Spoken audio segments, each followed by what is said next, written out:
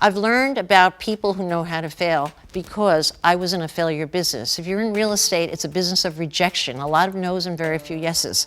And I made a study my whole life of trying to figure out why I had certain salespeople earning $3 or $4 million a year selling apartments. And then I had someone on average making $65,000. What's the difference? I studied and studied, and this is what I found. It was never the contacts I came in to the business with, which is what the common culture believed, because that evened out after the first year. It was never how hard they worked, because some of my worst salespeople worked the hardest.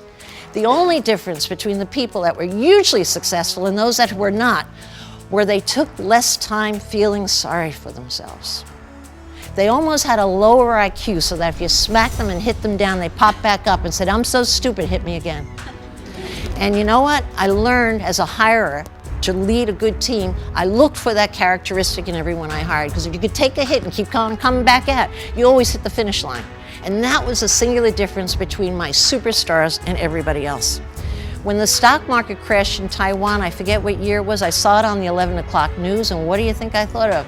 Carrie Chiang, my #1 salesperson. All of her business came out of Taiwan. And so I called her, couldn't reach her. I called her through the day, called her assistants, called her cell phones. I thought she committed Carrie for sure. But at 6 o'clock, now this is like, 20 hours later, she rumbles into my office. She's a very put together woman. Her hair was a mess. Her mascara was smeared like somebody had beat her up.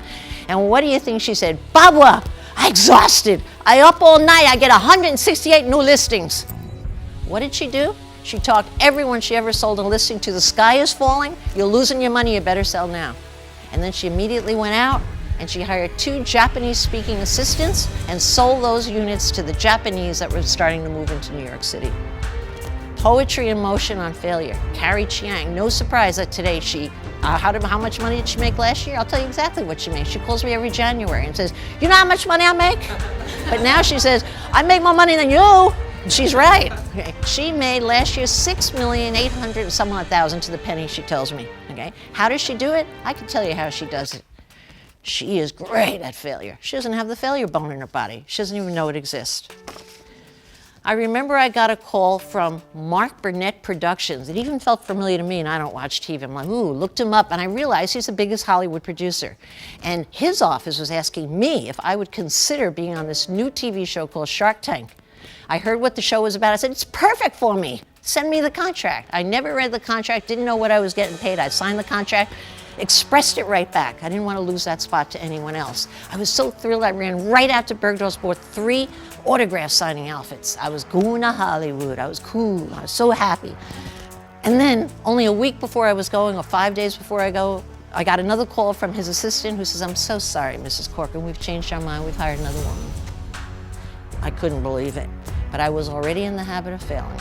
And so I sat down and banged out the best email I think I ever wrote in my life. I'll read it at the beginning to you. "Dear Mark, I understand you asked another girl to dance instead of me. Although I appreciate being reserved as a fallback." How insulting. We'll use you as a fallback? "I'm much more accustomed to coming in first. But I consider your rejection a lucky charm, as everything good in my life happened on the heels of rejection." And I cited, of course, Sister Stella Marie said I'd be stupid. Ramon Simone said I'd never succeed without him. He was wrong. Donald Trump said I'd never see a penny of his $4 million commission that I had to sue him in state court to collect. And I got the commission. And then I went on to say, "I think you should consider inviting both women out to compete for the seat." And that's exactly what he did, and I won that seat. Now today, I have invested in 24, or 22, 24, I always get mixed up, businesses on Shark Tank, working with those entrepreneurs every day and helping people's dreams come true. What would have happened if I hadn't stood up and wrote that email and not accepted the rejection? I wouldn't have had the job, #1. I wouldn't have known these people, and all those lives would have been changed. How important it was that I sat up. I also learned, after I was on the set for almost 2 months, that they had rejected 3 times more people. Had them all sign contracts and only picked 25%. And my producer said no one wrote a letter. No one sent an email. No one objected. Couldn't they be in those seats today? Probably, but I'm so thankful I wrote my email. I've learned to think of failure after everything I've done in life as a lucky charm, as a little, like a heads up, a little bright light. Because you know what? I have never had it where I haven't seen that the flip side of that is always the biggest opportunity. It just has happened that way for me my whole life, right? And I feel that my own personal ability to handle rejection is more largely responsible for every success I've had than anything else I've done in business. And believe me, I've learned a lot and I can do a lot of other stuff. But the one thing I do so well is I fail well. And so I happen to, I can't say I love rejection. That would be lying. I accept rejection. What? Give me a word. Let's hear it for rejection. There we go. That's it. Thank you very much.